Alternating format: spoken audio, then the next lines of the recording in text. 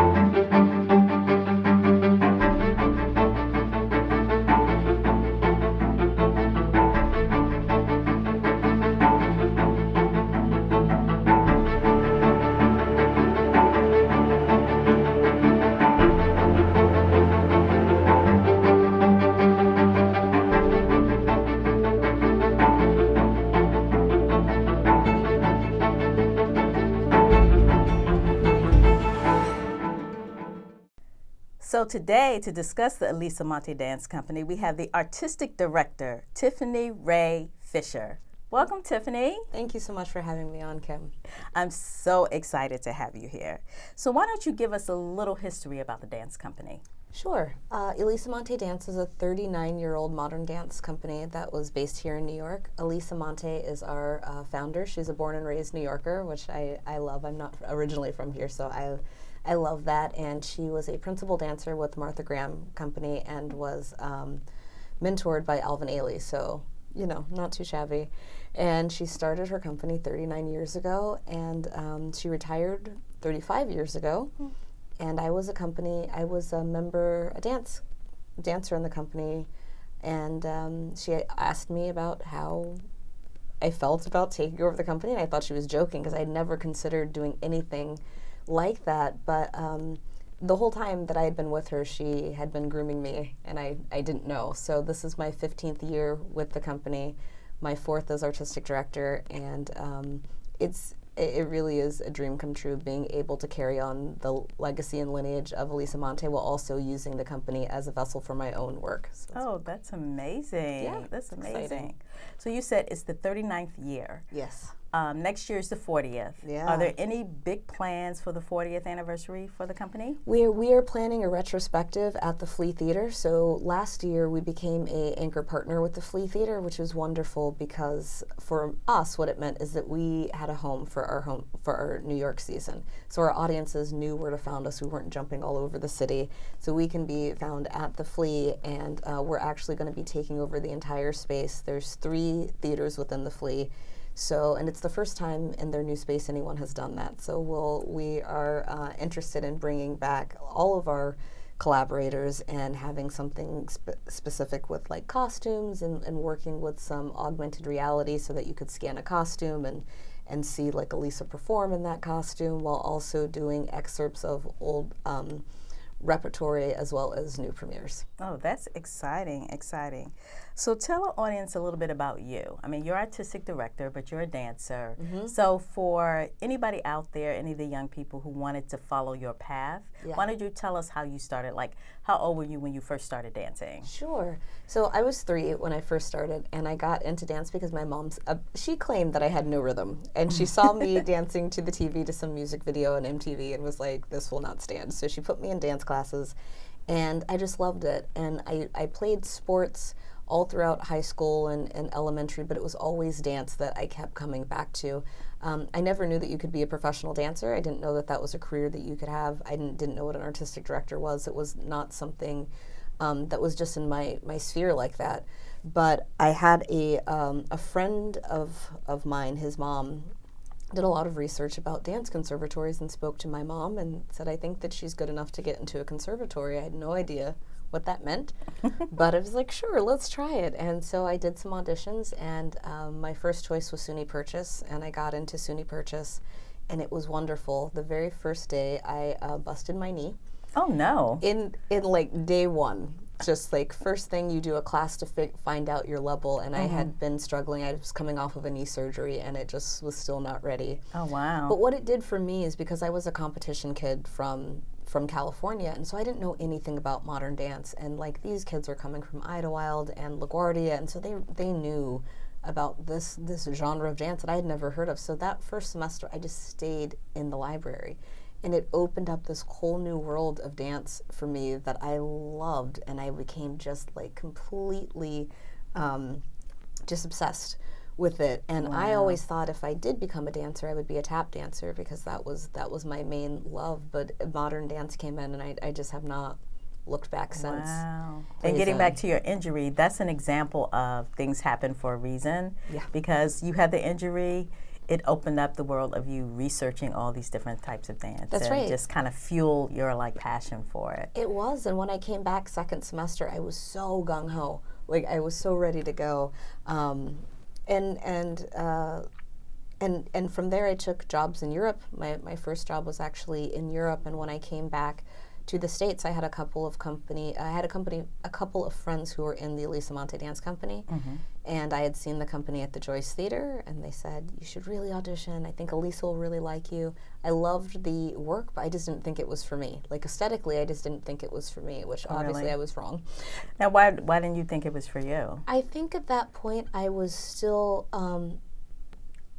it's very mature work, and I don't think that no one had asked that of me artistically before. So I just didn't know what I had in me, and I think I needed the right director to pull it out of me.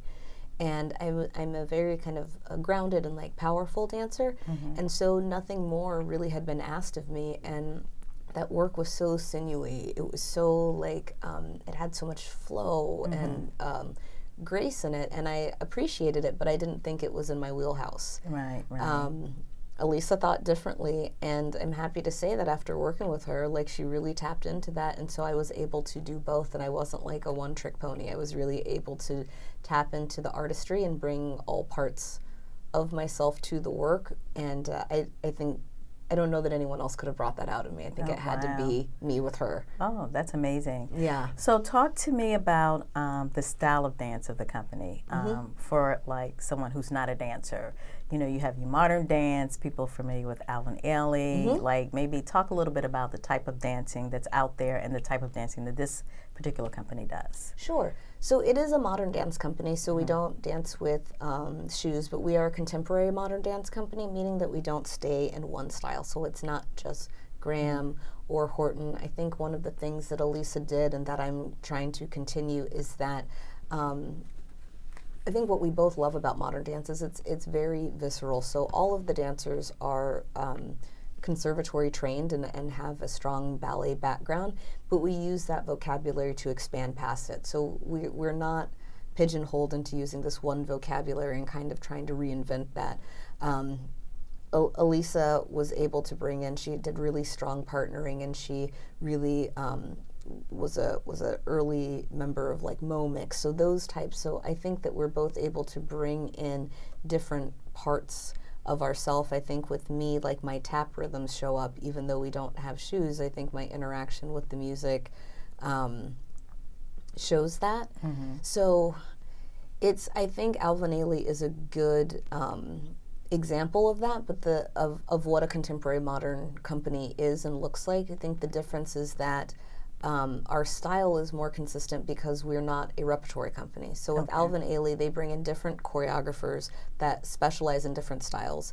With our company, the company only does the work of Elisa and myself, and I was 15 years with Elisa, so it's a continuing legacy, and it's a continuing thought of a deepening of one type of style. Oh, wow.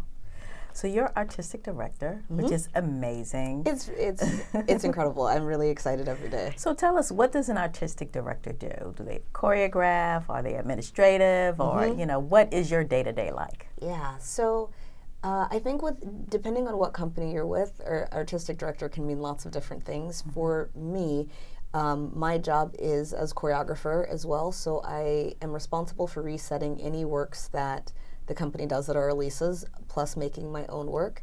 I do have a very large administrative component as well. I work very closely with our executive director to make sure that the company is going in the right direction and making sure payroll is happening and making sure that the dancers' schedules payroll is important. It's super important. And it's, there's also the hiring and firing, so it's also a little bit of like HR. But I think that, and teaching is a big part of it too. I teach at Steps on Broadway, but I also teach workshops. So I think for me, I need all of those things because I'm creating one product and it can't be made in isolation, I think. Like I really love the administration part because it makes me understand what I'm trying to do. On the artistic side, like who is my audience? How many people are coming? Who are those people? So I know who the ticket buyers are. I know what communities I'm trying to reach, which then in turn affects the art that I'm making because it's for you. If I wasn't in the office and I didn't have that, I think it would affect the art in a different way because I would be working in a vacuum. So let's talk about the work this season. Okay. There's 3 pieces that I read about: Emerge Nation, Title Arc, Kinetic Kinship. Tell us about that work. What inspired it? Just give us a little background about it. Sure. So the overall program is Emerge Nation, and it's in 3 different movements. The first piece is Tilted Arc, and it was based off of the sculpture Tilted Arc that used to be in 26 Federal Plaza. That was actually a commission I got through the Department of Transportation. Oh, wow. They wanted me to do something site-specific. And as I was digging into the history, I stumbled upon this sculpture that was very controversial in the 80s and ended up being dismantled. And the artist, there was a lot of demand for this piece. Other sites wanted it, and he was adamant. He was like, it was site-specific, means it was meant for this site. So it was dismantled and stays in the bowels of that building, so it has not been seen since the 80s. Wow. But he did not want it anywhere else because it was that site that inspired that work. And so I love the idea of kind of creating what that was, and what was behind the sculpture was talking about immigration, migration, pathways, barriers, things like that. So that just felt ripe for creation. So I really loved that. The second movement is also titled Emerge Nation. So the whole piece is titled Emerge Nation, but it's also the second movement is titled Emerge Nation. And so starting with the first motive, this idea of like kind of global migration and immigration within I don't know if it's just the United States, but that's my point of reference. I wanted to think about like what made that possible. So it really started backing me into our First Nations people, and I wanted to find the connection between Black culture and that culture, and what does that look like? And I think too, a lot of the times when we think about our Native people, we think about them in the past. And so I wanted to bring that into a contemporary setting. And it's like, what is that? And so for me, I love rock and like a metalhead. And like I love it so much. I'm a child of the 80s, and so like those hair bands, it never left me. But I liked the idea of feeling like, what was Native culture's impact on contemporary rock? What was Black culture's impact on contemporary rock? Like, what was that? And then what is the contemporary sound right now? What does that feel like? There's new music that was composed for that by a very close collaborator of mine, 1245.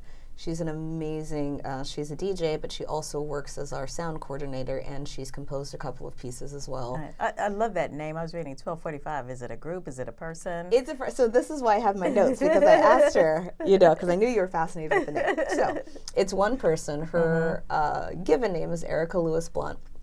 She's really, really incredible, and her stage name is 1245. So she said the reason she named herself 1245 was because 12 and 45 were the different record sizes. Oh, okay. And that the difference between 12 and 45 is 33, which is the RPM on turntables, because she's a DJ. Okay. And then she also loves basketball. So Michael Jordan wore 12 and 45. So 12 when his jersey was stolen. When 23 was stolen, he was given the number 12. And then when he came back for retirement, he was 45. So that is, she's also a mathematician. Okay. As if you can't tell. Yes. So yes. so that's what's behind her name. But we've been working together for about, I think, 3-4 years now, and it's really she has quite extreme range, which is nice because I kind of go all over the place. Like sometimes we'll be performing in a black box, other times it's outdoors. I've been doing works in stadiums and museums, and that requires different sounds sonically. It requires different, to create intimacy or to be able to expand out to 25,000 people is very different. And being able to DJ versus compose, very different skill sets. But that's, I think, why our partnership works, is because we both like to say yes to things we haven't done before and just figure it out together. Yeah, and then together you make a masterpiece. Like that's the goal. That's the goal. So, and then the very last movement of Emergination, I titled Kinetic Kinship, which actually Erica, or 1245, gave me that name. I was like, I'm having a hard time finding the name for it. And that is set to a soundscape. So it's a soundscape of New York, and it takes you all over the place. There's sounds from like Inwood and Chinatown and Grand Central and in the subways, and that was composed by Kevin Keller, who is a composer, a classical composer that I've worked with a couple of times. And I spoke to Kevin. I said, I don't know what I want it to sound like, but I was like, I want it to sound like our city, but every time I feel like people go for a soundscape of the city, it's so frantic and anxiety producing. And I was like, and that's not how I feel. I really love the city. We choose to live here, and I don't think it's because it stresses us out every day. There's certain things that might even be calming about the sounds that we hear. And so he really did an amazing job of going all over the city, finding these just like little gems. And I wanted to show that movement-wise, that piece is much more pedestrian. And I just wanted to show kind of the care that we as New Yorkers have for each other, because we are in very tight quarters. So tell us about some of the dancers that are in the show this season. So I have 9 dancers that are going to be performing. 7 of them are company members, and 2 are second-year apprentices. Our company, it's always been a mission of the company to pull from diverse backgrounds. So in the 80s and 90s, Dance Magazine used to feature the company a lot as a place where dancers of color and people that were foreign to the States could come and get work. Elisa was always interested to just see what other elements she could add and bring in. She was not interested in having a cookie-cutter company, and I think for me, I'm not interested in homogeny in any way. I think it's important to have different backgrounds, whether they be racial, geographic, of thought, of sexuality, like all of that, and it's important that I ask that the dancers bring their whole self to me. I'm not looking for empty vessels that I can fill with my brilliance. Like, we're not doing that, I want them to have a thought in their head. I want them to have an opinion. I want them to tell me how that feels, so I understand like what pathways I'm making up. So we have, I would say the average age of the company is like probably mid to late 20s, and the apprentices are a little younger. The apprentice program is 2 years, so they stay with us for 2 years, and sometimes I have openings and sometimes I don't. But it used to be 8 dancers, and it was 4 women and 4 men. But what I've been finding is that I'm not doing gendered work right now. And I had this one dancer who did 2 years in as apprentice, and I just adored her, and I didn't have a female spot.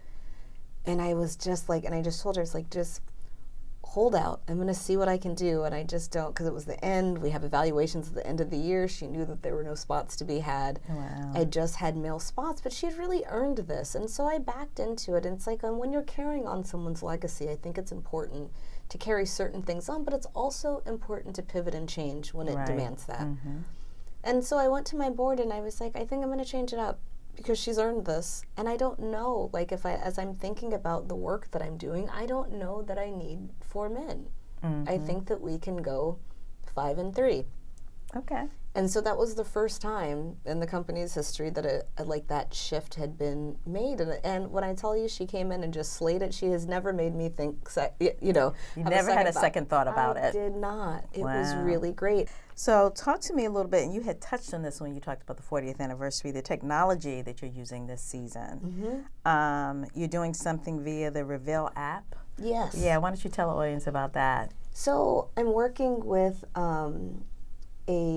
she's a videographer, and her name is Inez, and she's dabbling with augmented reality. So she has this amazing map of New York City that she made, and as you would scan over it, these videos would pop up and that she made, like when a video from an interview in Chinatown would pop up when you'd scan over Chinatown, or like, and 1245 actually brought that to me, because I was telling her, I was like, I really love how we're pushing forward in all the arenas, but I feel like my executive director and I were talking, like, our playbill looks like everyone else's playbill, but our experience is not like every other dance company. And so it's like I was telling 1245, I was like, I wonder if there's a way to like have it like just kind of pop out at you so you can get, to have a better, more interactive experience. And she was like, actually, there's someone that you should meet. So Inez and I met, and we just started talking about what was possible. And so because the piece is in 3 movements, there are kind of interludes in between, but basically you can use the app to scan over parts of your program, and it will give you more information about the sculpture Tilted Arc. It will give you some background into my process with the composers, and I just like to be able to bring the audience in, because I'm making a work knowing that they're coming, hoping that they're coming, so I don't like to exclude them once they're there. Right. So that was really, and we wanted to use this as a test run, because in the 40th, I really want to up the augmented reality so that you are able to be transported in time and scan a costume that was worn in 79 and see what that footage looked like versus scanning a costume that we did last year. Right. Well, I'm ready, because I've downloaded my Revel app. I love it. I'll be ready to scan. I'll be ready to scan. So I know you guys do performances, but does your dance company have classes? Yeah, why don't you tell us about the classes? And if somebody wanted to, just take a class there, they may go to the performance and say, wow, I want to do that. How do I sign up? Yes. So for me, I teach at Steps on Broadway every Friday at 3. You can come into my class, and you come as you are, and you will leave sweaty and happy. So I can. So are these classes for professional dancers, or? I would say if you're going to come to my class, I would say that you want to have some type of background in dance. Okay. I would say that. Okay. We also do classes for teenagers 13 to 19 through the Police Athletic League. Okay. So at the Duncan Center, which is on 52nd Street, the Harlem Center, which is on 119th, and in the South Bronx on Longwood Avenue, there are classes there that all you have to do is sign up and become like a PAL member, and that's really just signing a form. And they're free dance classes taught by my company members, and they're weekly classes that go throughout the year. If that's something that is like interesting to you, there's levels, and we do have a conservatory level where you come more, and it goes through the summer as well, and we do an extensive at Purchase College, because the person that runs the arts portion of the Police Athletic League, Brian Hills, is also a Purchase alumni. So we've joined forces, and he's from the acting conservatory, I was from the dance conservatory. And 2 years ago, we were actually able to take 8 students to China on a cultural exchange. Wow, that's amazing. So yeah, I mean, and there's a lot that's offered, and I think a lot of people think of the Police Athletic League and they think of basketball right away. But we are slowly but surely getting the arts in there in a very real way. And so I think if you're just like interested in the arts and want to dab your toe in, those would be the classes to take. Wow, great. So you have your show coming up. tell our audience about when, where, all the particulars if they want to come see your show this season. Okay. So we're at the Flea Theater, which is located at 20 Thomas Street. It's downtown. We open November 21st. So the shows are at 7 o'clock on the 21st, November 22nd, and November 23rd at 7 o'clock. And then on the 24th, it's a matinee at 3 p.m. On Saturday, we're actually doing a Q&A with myself, the composers, and Inez, who did the augmented reality. And on Sunday, there's just a little We Did It reception. So if you want to come, and there's wonderful places to eat around there. You can make an evening of it or make a day of it. But yeah, the 21st, November 21st through November 24th at the Flea Theater, Emerge Nation. Okay, that's great. And also tell your audience if they want to follow you on social media, where can they go? We are Elisa Monte Dance, and it's at Elisa, like E, and then Lisa. Monte Dance on Facebook, Instagram, Twitter. Our website is www.elisamontedance.org, and we have all of the information there. So if you're interested in classes, performances, auditioning for our summer intensive, we have a summer intensive. It's all there, and we are very responsive. Literally, if you contact us through Instagram, it goes right to one of my dancers who loves Instagram. So she asked if she could run our page, and she does. So we will respond right away. Okay, that's great. Well, everyone, you heard it from the artistic director of the Elisa Monte Dance Company. So that's our time for today, but I encourage you to go to see the Elisa Monte Dance Company. Visit their website, follow them on social media. Make sure you go out and download the Revel app so you can have that interactive experience.